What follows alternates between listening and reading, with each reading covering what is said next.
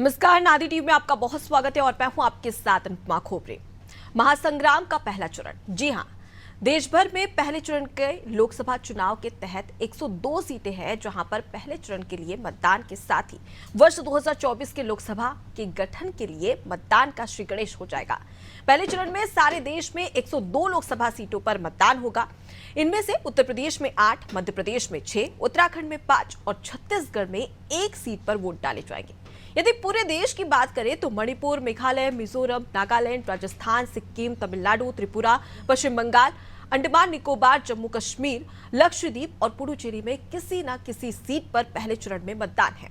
इनमें से तमिलनाडु और उत्तराखंड जैसे राज्यों में सभी सीटों के लिए पहले चरण में ही मतदान हो जाएगा। पहले चरण के मतदान के लिए चुनाव आयोग ने विशेष तैयारी की है और सुरक्षा से लेकर अन्य सभी आवश्यक इंतजाम भी किए हैं। आज लोकसभा चुनाव की तैयारी पर चर्चा करते हैं, लेकिन पहले ये रिपोर्ट देखिए।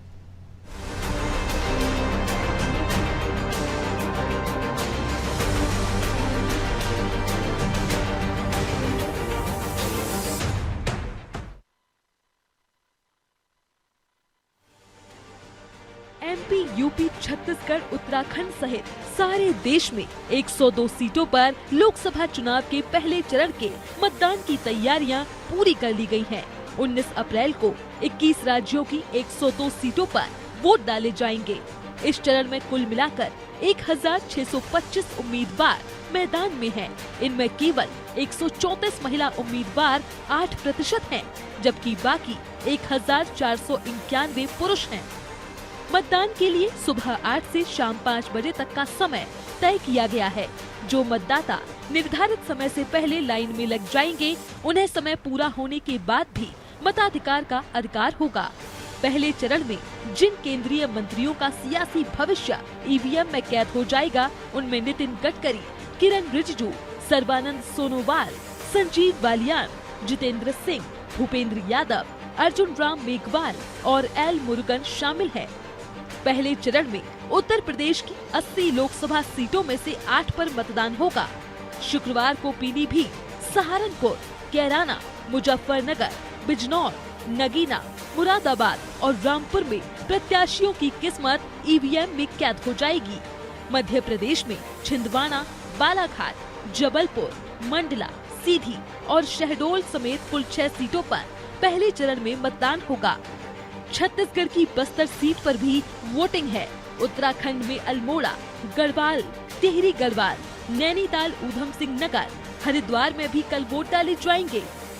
महाराष्ट्र की 48 लोकसभा सीटों में से 19 अप्रैल को नागपुर, चंद्रपुर, भंडारा गोंदिया, गढ़चिरौली, चिमूर और रामटेक में मतदान है। राजस्थान राज्य में पहले चरण में 25 में से 12 सीटों पर मतदान होगा।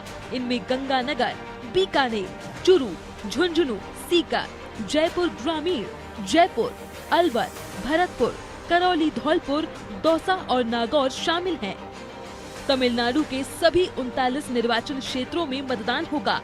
असम की 14 सीटों में से 5 लड़ीब्रूगढ़, जोरहाट, काजीरंगा, लखीमपुर और सोनितपुर शामिल हैं, जहां पहले चरण में वोटिंग होगी। पहले चरण में मतदान के लिए चुनाव आयोग ने विशेष व्यवस्था की है। गर्मी से बचने के लिए सभी इंतजाम किए गए हैं। सुरक्षा व्यवस्था तगड़ी है।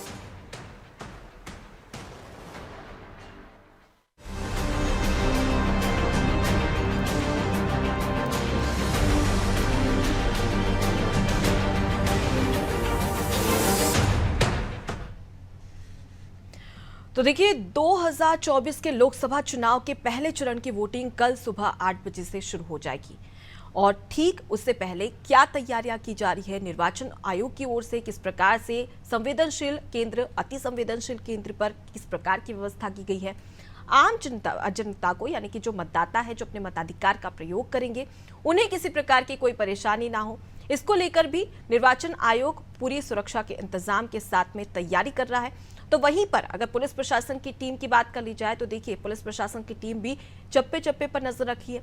किसी प्रकार की कोई अप्रिय घटना ना हो जाए, इसका भी ख्याल रखा जा रहा है। हम बात करें तमाम राज्यों की, इनमें आपको सबसे पहले बता दें कि पहले चरण में 102 लोकसभा सीटें हैं, जिनमें 21 राज्यों की 102 लोकसभा सीटों पर पहले चरण में वोटिंग होगी। सुबह से वोटिंग शुरू हो जाएगी, शाम के 5 बजे तक ये वोटिंग चलने वाली है। लेकिन उससे पहले क्या तैयारियां चल रही है अलग अलग राज्यों में, उसका हाल भी जान लेते हैं। हमारे साथ में अलग अलग राज्यों से अलग अलग संवाददाता जुड़े हैं, उनसे ग्राउंड जीरो पर जाने की कोशिश करते हैं और ये जानने की कोशिश करते हैं कि वहां पर स्थिति कैसी है। तो यहाँ पर आप देख सकते हैं कि याकूब पाशा रामपुर से हमारे साथ में जुड़े हुए हैं, मुजफ्फरनगर से भी हमारे साथ में संवाददाता जुड़े हैं, जबलपुर से सोमनाथ जुड़े हुए हैं, रविश हमारे साथ में जुड़े हुए बस्तर से, और साथ ही मंडला से हमारे साथ में संवाददाता राहुल जुड़े हुए हैं। सबसे पहले मैं रुक करूंगी बस्तर का। देखिए, बस्तर की अगर बात कर ली जाए रविश, तो एक ऐसा क्षेत्र जो नक्सल प्रभावित क्षेत्र माना जाता है, और यहाँ पर बस्तर से वोटिंग करवाना कहीं ना कहीं निर्वाचन आयोग के लिए एक बड़ी चुनौती है। इस चुनौती से निपटने के लिए निर्वाचन आयोग किस प्रकार से तैयार है? जी, मैं आपको बता दूं कि बस्तर का जो लोकसभा चुनाव है, तैयारियों को लेकर के निर्वाचन अधिकारी विजय दयाराम के एसपी सुलभ सिन्हा के द्वारा पूरा ध्यान रखा गया है, और यहाँ पर सिक्योरिटी के मापदंडों को लेकर के भी पूरा ध्यान रखा गया है। यहाँ पर जो है कल जो मतदान होने हैं उसमें 699 बूथों के लिए यहाँ से पूरा पीठासीन अधिकारी के दलों को रवानगी दे दी गई है यहाँ से, और जो सुदूर क्षेत्र है उनमें हेलीकॉप्टर के माध्यम से लोगों को जो है भेजा जा रहा है, और सुबह 6 बजे यहाँ जी। तो देखिए, यहाँ पर पुख्ता इंतजाम किए जा रहे हैं। सुरक्षा को लेकर बात कर ली जाए या फिर मतदाता को किसी प्रकार की परेशानी ना हो। लौटूंगी आपके पास में रविश, उत्तर प्रदेश का हाल जान लेते हैं। याकूब हमारे साथ में रामपुर से जुड़े हुए। याकूब, सबसे पहले तो बताइए वहां की स्थिति कैसी है और सुरक्षा के कितने पुख्ता इंतजाम है, मतदाता को किसी प्रकार की कोई परेशानी ना हो, उसको लेकर पूरी जानकारी। देखिए अनुपमा, आपको बता दूं कि यहाँ पर जो है पुलिस प्रशासन ने जो है सुरक्षा के बहुत कड़े इंतजाम किए हैं। यहाँ पर भारी पुलिस बल भी यहाँ बुलाया गया है। हर बूथ पर जो है यहाँ पर काफी फोर्स तैयार रहेगी, और यहाँ जो एसपी हैं वो खुद लगातार राउंड पे रहेंगे, और जो डीएम है यहाँ के जो निर्वाचन अधिकारी हैं उन्होंने भी कल प्रेस कॉन्फ्रेंस करके यही बताया था कि यहाँ पर सुरक्षा के पूरे इंतजाम किए गए हैं। कड़ी सुरक्षा के बीच जो है यहाँ पर इलेक्शन कराया जाएगा। जितने भी आपराधिक तत्व थे जिनके खिलाफ मुकदमे दर्ज थे या जो गुंडा एक्ट में दर्ज थे, उनको सबको गिरफ्तार करके जेल भेज दिया गया है, और जो छोटे मोटे अपराधी तत्व हैं उन पर कड़ी नजर रखी जा रही है। कैमरों से जो है बूथों पर निगरानी की जाएगी। काफी सुरक्षा बल यहाँ पर तैनात किया गया है। काफी पुख्ता इंतजाम जो है सुरक्षा के किए गए हैं। पोलिंग पार्टियां यहाँ से मंडी समिति से रवाना हो रही है। अब देखना ये होगा कि कल जो है मतदाता जो है अपना यहाँ पर मतदान करेंगे तो किसके सिर पे जो है वो अपना यहाँ पर सेहरा बांधेंगे। यहाँ पर सपा और बीजेपी में जो है कांटे की टक्कर मानी जा रही है, क्योंकि सपा के जो कैंडिडेट हैं वो भी मजबूती के साथ यहाँ से लड़ रहे हैं, तो बीजेपी के जो पुराने कैंडिडेट हैं घनश्याम सिंह लोधी, वो एक बार यहाँ से लोकसभा चुनाव जीत चुके थे पिछली बार। इस बार भी जो है बीजेपी ने उन पर भरोसा जताया है, और वो इस बार जो है कड़ी मेहनत के साथ इलेक्शन लड़ रहे हैं। काफी लोग उनके प्रचार कर रहे हैं। तो वहीं खुद उप मुख्यमंत्री योगी आदित्यनाथ जो है उनका प्रचार करने के लिए रामपुर आए हैं, और काफी सारे जो नेता हैं, बड़े बड़े जो नेता हैं बीजेपी के, वो उनके लिए काफी प्रचार कर रहे हैं। वहीं दूसरी तरफ जो है समाजवादी पार्टी के जो नेता हैं वो नया चेहरा है, मौलवी साहब है नदवी साहब, जो यहाँ पर जो है अपना उनको टिकट दिया अखिलेश यादव ने, तो उनको टिकट के चक्कर में जो है यहाँ आजम खान जो बहुत बड़े नेता है, बहुत बड़ा चेहरा है समाजवादी के, आजम खान अखिलेश से कुछ नाराज नजर आ रहे हैं, क्योंकि अखिलेश यादव को जो है आजम खान ने यहाँ के लिए ऑफर किया था कि आप जो है रामपुर विधानसभा सीट से जो है आप खुद जो है यहाँ लोकसभा सीट से जो है आप यहाँ खुद चुनाव लड़िएगा। तो आजम खान ने अखिलेश को जो है न्योता दिया था यहाँ के लिए कि खुद जो है आप यहाँ से अपना चुनाव लड़ें, लेकिन अखिलेश यादव ने एक नया चेहरा मौलाना मोहिबुल्लाह नदवी जी को जो है यहाँ पर उतारा है, जो कि दिल्ली की पार्लियामेंट में बिल्कुल। तो नए चेहरे पर दाव जिताएगा चुनाव, सबसे बड़ा सवाल यही। लेकिन अगर फिलहाल हम सपा की बात कर ली जाए तो देखिए, दोहरी ताकत के साथ में इस बार सपा जुड़ी है, क्योंकि सीधे तौर पर कांग्रेस का सपोर्ट मिल रहा है। तो क्या लगता है कि कहीं ना कहीं यहाँ पर सपा को थोड़ा बहुत फायदा होता हुआ नजर आ सकता है, और जनता का क्या कुछ कहना है दोनों ही प्रत्याशी को लेकर, भाजपा और सपा दोनों की? बिल्कुल। इंडिया गठबंधन की अगर हम बात करें तो जो कांग्रेस के यहाँ पर नेता हैं वो पूरे दमखम के साथ जो है समाजवादी पार्टी के प्रत्याशी मौलाना साहब को यहाँ पर लड़ा रहे हैं, काफी उनका प्रचार कर रहे हैं। तो समझते हैं कहीं ना कहीं इंडिया गठबंधन जो है सपा के लिए मजबूत साबित होता यहाँ रामपुर में नजर आ रहा है। हालांकि आजम खान के जो कार्यकर्ता हैं, जो पुराने जो नेता हैं आजम खान के साथ जो रहे हैं सपा में, वो जो है थोड़ा सा हटते हुए नजर आ रहे हैं। इंडिया गठबंधन जो कांग्रेस और आप पार्टी के जो यहाँ पर नेता हैं वो मौलाना साहब को जो है बहुत ही जबरदस्त तरीके से यहाँ पर इलेक्शन लड़ा रहे हैं। तो कहीं ना कहीं जो है मैं समझता हूँ कि इंडिया गठबंधन का जो है सपा का जो है भारी असर पड़ने वाला है। तो यहाँ जो टक्कर मानी जा रही है वो बीजेपी से ही यहाँ जो है टक्कर होगी सपा की। तो अब देखना ये होगा कि इन दोनों पार्टियों में से जो है जीत का सेहरा किसके सर पर बनता है, क्योंकि यहाँ पर जो है 17,31,000 जो मतदाता हैं वो इनकी किस्मत को जो है दिखेंगे। अब देखने वाली बात ये होगी कि किसकी तरफ जो है रुझान जो है पब्लिक का ज्यादा जाता है। बिल्कुल, किसकी होगी शय और किसकी होगी बात, ये तो चुनाव का रिजल्ट बताएगा। लेकिन फिलहाल अगर बात कर ली जाए तो कहीं ना कहीं यहाँ पर दोनों ही पार्टियां एक दूसरे को करारी टक्कर देते हुए नजर आने वाली है। लौटूंगी आपके पास में, आप हमारे साथ में बने रहिए। मुजफ्फरनगर का रुख कर लेते हैं, तस्लीम राणा हमारे साथ में जुड़े हुए। वहां पर अगर बात कर ली जाए तो उत्तर प्रदेश में देखिए तस्लीम, लगातार गर्मी का प्रकोप साफ तौर पर देखने को मिल रहा है। ऐसे में मतदान केंद्रों पर पानी की व्यवस्था किस प्रकार से की गई है? देखिए बिल्कुल अनुपमा, कल जो मुजफ्फरनगर से 11 प्रत्याशी चुनावी मैदान में, उनका जो पॉलिटिकल फ्यूचर है वो कहीं ना कहीं ईवीएम में कैद हो जाएगा। और तमाम जो तैयारियां हैं प्रशासन की वो पुख्ता तरीके से कहीं ना कहीं इंतजाम करने में प्रशासन लगा है। जगह जगह तमाम जो जहां जहां व्यवस्थाओं को चाक चौबंद करने की आवश्यकता है वहां पर कार्य किया जा रहा है। वहीं बता दें यहाँ पर 3 प्रत्याशी मुख्य रूप से चुनावी मैदान में है। बीएसपी ने दारा सिंह प्रजापति को चुनावी मैदान में उतारा है, तो वहीं बीजेपी ने तीसरी बार से संजीव बालियान को चुनावी मैदान में उतारा है। तो इंडिया प्लस कांग्रेस के अलायंस ने हरेंद्र मलिक को चुनावी मैदान में उतारा है। और तीनों ही प्रत्याशियों के अगर बात की जाए तो कहीं ना कहीं यहाँ पर बीजेपी और सपा में सीधे सीधे यहाँ से दारा सिंह प्रजापति अच्छी वोट कहीं ना कहीं प्रजापति समाज में और दलित और पिछड़े वर्ग में बनाते हैं। तो कहीं ना कहीं मामला जो त्रिकोणीय जो मुकाबला त्रिकोणीय हो सकता है। अगर सुरक्षा व्यवस्था की बात की जाए तो यहाँ पर पोलिंग बूथ 1972 पोलिंग बूथ बनाए गए हैं। कुल मतदाता 18,16,000 है जो कल यहाँ पर 11 प्रत्याशियों को मतदान करेंगे। तमाम जो प्रत्याशी उनकी किस्मत का फैसला करेंगे। और वहीं अगर बात की जाए पुरुष मतदाताओं की 98,08,265 पुरुष मतदाता हैं। और महिला मतदाता की बात करें तो 8,47,865 जो महिला मतदाता है वो है। और वहीं थर्ड जेंडर की बात करें तो 109 थर्ड जेंडर है। वहीं बता दें पूरे जिले को 25 जोन 169 सेक्टर में बांटा गया है। वहीं अगर तमाम जो पुलिस बल की बात की जाए यहाँ पर 2726 निरीक्षक की तैनाती की गई है। 17 महिला निरीक्षक की और निरीक्षक की तैनाती की गई है। 130 प्रशिक्षु उप निरीक्षक की यहाँ पर व्यवस्था की गई है और 18 प्रशिक्षु महिला उप निरीक्षक की यहाँ तैनाती की गई है। 1726 मुख्य आरक्षी लगाए गए हैं। वहीं बाहरी जनपद की फोर्स की अगर बात करें तो 355 निरीक्षक उप निरीक्षक यहाँ पर लगाए गए हैं। 3078 मुख्य आरक्षी यहाँ लगाए गए हैं। 3154 होमगार्ड लगाए गए हैं। तो ऐसे में कहीं ना कहीं जो पुलिस के सुरक्षा के इंतजाम थे उनको पुख्ता किया है, क्योंकि मुजफ्फरनगर वेस्टर्न यूपी का एक सेंसिटिव डिस्ट्रिक्ट है। और ऐसे में कहीं ना कहीं पुलिस के लिए प्रशासन के लिए शांति व्यवस्था कायम करना जिले में एक बिल्कुल कहीं ना कहीं उत्तर प्रदेश में जब भी वोटिंग होती है तो कई बार हिंसक घटनाएं भी देखने को मिलती है। ऐसे में जरूरी हो जाता है कि कहीं ना कहीं सुरक्षा के पुख्ता इंतजाम हो, मतदाता को किसी प्रकार की कोई परेशानी ना हो, इसका ख्याल रखना प्रशासन और निर्वाचन आयोग की पूरी जिम्मेदारी होती है और उसी का निर्वहन यहाँ पर करते नजर आ रहे हैं। लौटूंगी आपके पास में, तो उत्तर प्रदेश के बाद अब सीधे रुक कर लेते हैं मध्य प्रदेश का। मध्य प्रदेश के जबलपुर से हमारे साथ में सोमनाथ जुड़े हुए। सोमनाथ, वहां पर किस प्रकार की व्यवस्था की गई है निर्वाचन आयोग की ओर से और साथ ही सुरक्षा के कितने पुख्ता इंतजाम?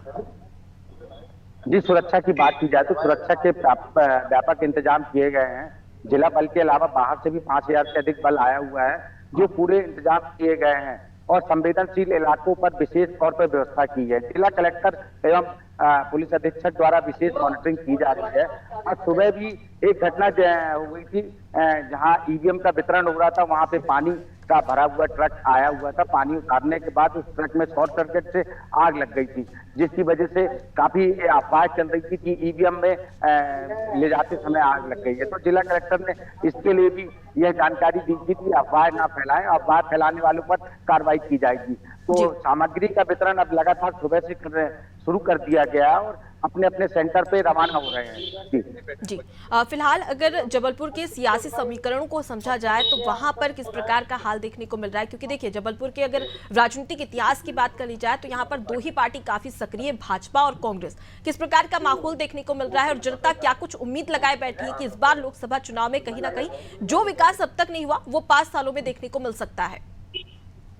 देखिए, लोकसभा सीट की बात की जाए जबलपुर का तो ये गढ़ रहा है। भाजपा लगातार इस सीट पे जीतती आई है। पूर्व में भी 3 बार राकेश सिंह जो सांसद थे उनके द्वारा 3 बार, उसके बाद जयश्री बनर्जी, लगातार अगर देखा जाए तो ये गढ़ माना गया है। बीजेपी लगातार इसमें जीतती आई है, लेकिन इस बार जो चेहरा है आशीष दुबे का वो नया चेहरा है। लोगों को ये चेहरा कम देखने को मिला है और जो कांग्रेस प्रत्याशी है दिनेश यादव वो जमीनी चेहरा नजर आ रहा है, क्योंकि वो पार्षद रह चुके हैं, पूर्व नेता प्रतिपक्ष रह चुके हैं, नगर निगम से जुड़े हुए रहते हैं। तो बात की जाए और उनका एक स्लोगन भी चल रहा है, एक वोट एक नोट, क्योंकि कांग्रेस के पास पैसा नहीं है, उनके अकाउंट से पैसा नहीं मिल पा रहा है, जिस वजह से वो प्रत्याशी एक नोट और एक वोट मांग रहे हैं। तो ये अलग तरह की छवि भी जनता के बीच जा रही है, जो काफी नोट का तो पता नहीं, लेकिन अगर यहाँ पर कांग्रेस को अच्छा वोट मिल जाता है तो कहीं ना कहीं यहाँ पर कांग्रेस अपनी साख बचाने में कामयाब हो पाती है, क्योंकि लगातार देख रहे हैं कि यहाँ पर बीजेपी का गढ़ बनते जा रहा है धीरे धीरे जबलपुर। ऐसे में जरूरी हो जाता है कि कांग्रेस भी यहाँ पर एक अच्छी लीड के साथ में कहीं ना कहीं जीत हासिल कर सके। लौटूंगी आपके पास में, अब सीधे रुक कर लेते हैं, राहुल हमारे साथ में जुड़े हुए हैं मंडला से। राहुल, वहां पर बात कर ली जाए तो सुरक्षा को लेकर किस प्रकार के इंतजाम किए गए हैं और उसके साथ ही साथ गर्मी का समय है तो क्या वहां पर जो मतदान केंद्र है वहां पर पानी की व्यवस्था किस प्रकार से की गई है, किसी प्रकार की कोई अप्रिय घटना ना हो उसको लेकर प्रशासन किस प्रकार से अलर्ट मोड पर है? निश्चित तौर पर आपको बता दूं, शासन प्रशासन ने यह बात कहे कि जिला निर्वाचन अधिकारी और पुलिस अधीक्षक ने सुरक्षा के तौर पर व्यापक इंतजाम कर रखे हैं। और साथ ही अपन गर्मी की बात करें तो पानी के भी अधिकांश पूरे बोतलों में पानी की व्यवस्था है। पर लेकिन एक मंडला जिले से दुखद खबर ये भी है कि अभी जहाँ से ईवीएम वितरण हो रही थी वहाँ पे एक हार्ट अटैक से व्यक्ति की मौत हो चुकी है। ये एक बड़ी खबर है मंडला जिले से। और लेकिन यहाँ पे जो स्वच्छ बात को स्वच्छता के व्यापक इंतजाम है और हर पोलिंग बूथ पर 4-4 व्यवस्था रहेगी। पुलिस फोर्स भी हजारों की संख्या में है और ये सेंसिटिव एरिया कुछ एरिया माना जाता है अपना मवई और विक्षय क्षेत्र का, वहाँ पर जो नक्शा क्षेत्र माना जाता है वहाँ पर काफी पुलिस 4-4 रहेगी। और अब बात करें तो मंडला लोकसभा की, तो मंडला लोकसभा में तकरीबन 2614 मतदान केंद्र बनाए गए हैं जहाँ पर 4-4 व्यवस्था रहेगी। और साथ ही अगर पानी की बात करें तो हर जगह पोलिंग बूथ पे टैंकर खड़े गए हैं और जो भी वहाँ स्थानीय स्तर से जो पंचायत के स्तर जो व्यवस्था रहेगी वो व्यवस्था 4-4 रहेगी। जी, तो कहीं ना कहीं यहाँ पर भी पुख्ता इंतजाम किए गए। फिलहाल अगर मंडला के सियासी समीकरण को समझा जाए तो वहां पर जनता का मूड क्या कहता है और मंडला में ऐसे कौन कौन से मुद्दे हैं जिसको लेकर कहीं ना कहीं जनता की अभी शिकायत सामने आ रही है और वो ये अपील करती हुई नजर आ रही है कि ये जो मुद्दे हैं वो पूरे होने चाहिए, फुलफिल होने चाहिए, तभी हम मतदान करेंगे। इस प्रकार की कोई बातें निकलकर सामने आ रही है? देखिए मुद्दों की बात करें तो मुद्दे पे यहाँ सुनिए, जो मुद्दा है पलायन बहुत बड़ा मुद्दा है। यहाँ पर अक्सर लोग जो आदिवासी बहुल जिला है तो यहाँ पर रोजगार के पुख्ता इंतजाम नहीं है। इसके चक्कर में यहाँ से यहाँ के जो आदिवासी नागरिक हैं वो अन्य स्टेट के लिए यहाँ से पलायन करते हैं। अगर जो मुद्दा रोजगार है और भी जो जैसे अब राष्ट्रीय राजमार्ग को लेकर ये भी तकरीबन 8 सालों से जवाबहीन है, अभी तक ये नहीं बन पाया है। तो यहाँ पे जो मेन मुद्दा है रोजगार का है और पलायन का है, ये बहुत बड़ा मुद्दा माना जाता है। वही सियासी समुदाय की बात करें तो यहाँ केंद्रीय मंत्री फग्गन सिंह कुलस्ते चुनावी मैदान भाजपा तरफ से, और वहीं कांग्रेस की बात करें तो कांग्रेस से जो 2-4 बार के विधायक ओमकार सिंह मरकाम जो डिंडौरी से आते हैं, और वहीं गोलमा गणतंत्र पार्टी से महेश भट्टी है। इन तीनों के बीच अहम मुकाबला माना जा रहा है। पर लेकिन कहीं ना कहीं जो मोदी भक्त जो मंडला में दिखाई दे रहा है उसका कहीं भी भाजपा को लाभ मिल सकता है। ये जी बिल्कुल, तो कहीं ना कहीं अब मंडला में त्रिकोणीय मुकाबला देखने को मिल रहा है, लेकिन त्रिकोणीय मुकाबला में कौन यहाँ पर बाजी मारता है ये देखने वाली बात है। ठीक है, लौटूंगे आपके पास में, बस्तर का रुख कर लेते हैं, वहां पर जान लेते हैं सियासी समीकरण को। ठीक है, तकनीकी खामी की वजह से उनसे संपर्क नहीं हो पाएगा। चलिए सीधे रुख कर लेते हैं उत्तर प्रदेश का। उत्तर प्रदेश से याकूब हमारे साथ में जुड़े हुए। याकूब, सबसे पहले अगर रामपुर की बात कर ली जाए तो देखिए यहाँ पर महिला वोटरों की बात कर ली जाए या पुरुष वोटरों की बात कर ली जाए तो क्या कुछ उम्मीदें यहाँ पर दोनों ही तरीके से लगाते हुए नजर आ रहे हैं तमाम जो मतदाता है वो? किस प्रकार की बातें यहाँ पर निकलकर सामने आ रही है? मतदाताओं का क्या कुछ कहना है कि इस बार कौन कौन से ऐसे मुद्दे हैं जिसको लेकर जो अपने मताधिकार का प्रयोग करते हुए वो नजर आएंगे? देखिए सीधे तौर पर मैं आपको बता दूं, इस वक्त जो है वोटर जो है काफी खामोश है, और लेकिन जो इस वक्त वोटर जो है काफी खामोश है, और मुद्दों की बात करें तो उनके मुद्दे सिर्फ विकास को लेकर ही हैं। हालांकि जो बीजेपी के सिंह लोधी है उनकी भी जो है काफी अच्छी पकड़ है रामपुर के अंदर, उन्होंने भी काम भी कराए हैं। अब जो ज्यादातर मुस्लिम जो वोटर रामपुर के अंदर है, क्योंकि मुस्लिम आबादी है, तो मुस्लिम आबादी के जो वोटर है वो सपा पे उम्मीद लगाए रहे थे इस बार जो है सपा जो यहाँ से जीत कर जाए। लेकिन अभी घनश्याम सिंह लोधी जी की बात करें तो उनकी भी मुस्लिमों में पकड़ अच्छी है। तो दोनों तरफ से जो है इलेक्शन का जो समीकरण है वो दोनों तरफ से काफी अच्छा माना जा रहा है। दोनों की बराबर की टक्कर जो है यहाँ पर मानी जाएगी। वोटर जो है इस वक्त वोट करेंगे क्योंकि काफी उत्साह लोगों में देखने को मिल रहा है, और दम थम के जो है वोट यहाँ पर किया जाएगा। अब बात करें हम समाजवादी पार्टी की, तो समाजवादी पार्टी जो है पिछली बार की तरह फिर अब इस बार प्रशासन पर आरोप लगाना शुरू कर दिया है समाजवादी पार्टी ने, क्योंकि पिछले उपचुनाव में जो है वोटरों को जो है वोट नहीं डालने दिया गया था। पुलिस ने काफी सख्तियां रामपुर के अंदर की थी, ऐसा आरोप समाजवादी ने पहले भी लगाया था। अब इस बार फिर जो है जो मौलाना साहब यहाँ के कैंडिडेट हैं उन्होंने फिर समाजवादी पार्टी के, तो उन्होंने फिर प्रशासन पर आरोप लगाया है कि जो समाजवादी के कार्यकर्ता हैं उनके घरों पर जाकर पुलिस जो है अभी से ही जो है उनको परेशान करना शुरू कर दिया है, उनको उठाना शुरू कर दिया है और जेल में बंद कर रही है। तो ऐसा जो आरोप है वो समाजवादी पार्टी के प्रत्याशी मौलाना मुहिबुल्लाह जो है नदवी साहब को लगा रहे हैं। अब देखना ये होगा कि प्रशासन जो है कितने निष्पक्ष तरीके से जो है यहाँ रामपुर में चुनाव कराएगा, क्योंकि पिछले उपचुनाव में जो है काफी आरोप लगा था, बीजेपी पे काफी आरोप लगा था कि बीजेपी सरकार के दबाव में जो है रामपुर प्रशासन जो है काम कर रहा है। लेकिन इस उपचुनाव में ऐसे आरोप लगना तो कोई बड़ी बात नहीं होती। लेकिन अब बात करें इस चुनाव की, तो इस चुनाव में भी जो है समाजवादी पार्टी के जो प्रत्याशी हैं मौलाना साहब वो भी इस बार फिर आरोप लगा रहे हैं कि कहीं ना कहीं बीजेपी के दबाव में जो है पुलिस प्रशासन काम कर रहा है।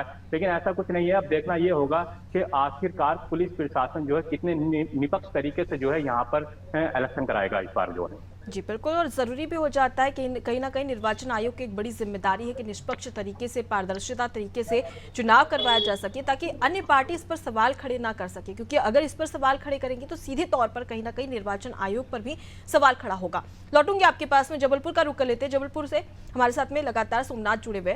सोमनाथ, जैसे कि आपने बताया कि यहाँ पर भाजपा लगातार काबिज होती हुई नजर आ रही है, लेकिन इस बार की बात करें तो कांग्रेस भी लगातार धुआंधार प्रचार करती हुई जबलपुर में नजर आई थी। कई ऐसे दिग्गज नेता थे जो कि जबलपुर पहुंचे थे, और जीतू पटवारी ने तो साफ तौर पर कहा था कि इस बार कांग्रेस युवाओं को लेकर चल रही है।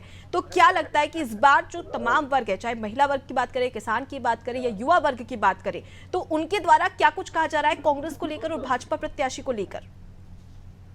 जी, आम जनता से बात की है तो उनके मन में बदलाव तो है, लेकिन जो छवि है नरेंद्र मोदी जी की उसको लेकर काफी मतदाता उत्साहित रहते हैं। तो कई मतदाताओं से बात की गई तो उनका यही कहना है कि जो नरेंद्र मोदी का चेहरा हम उसको देख रहे हैं, ना कि हम प्रत्याशी को देख रहे हैं। लेकिन कुछ आमजनों से बात की गई तो उनका यही कहना है कि हम प्रत्याशी को देख रहे हैं, क्योंकि रहना उनको हमारे पास ही है, हमको उनको देखना है। तो इस तरह के जो विचार है वो लोग बता रहे हैं, अपनी अपनी राय दे रहे हैं। और सबसे बात यह है कि जबलपुर में अगर देखा जाए तो कांग्रेस एक अच्छे उस पर रूप में चल रही है, क्योंकि समर्थन कांग्रेस को लगातार मिल भी रहा है, लोगों द्वारा समर्थन मिल रहा है। हालांकि भाजपा का जो चेहरा है वो नरेंद्र मोदी है, तो इस वजह से थोड़ा सा ये भी है कि जो और गढ़ भी बना हुआ है जबलपुर, तो थोड़ा सा माना जा सकता है। लेकिन टक्कर जो बात की जाए तो जबलपुर में कांग्रेस टक्कर दे रहा है भाजपा को, तो यह एक मजबूत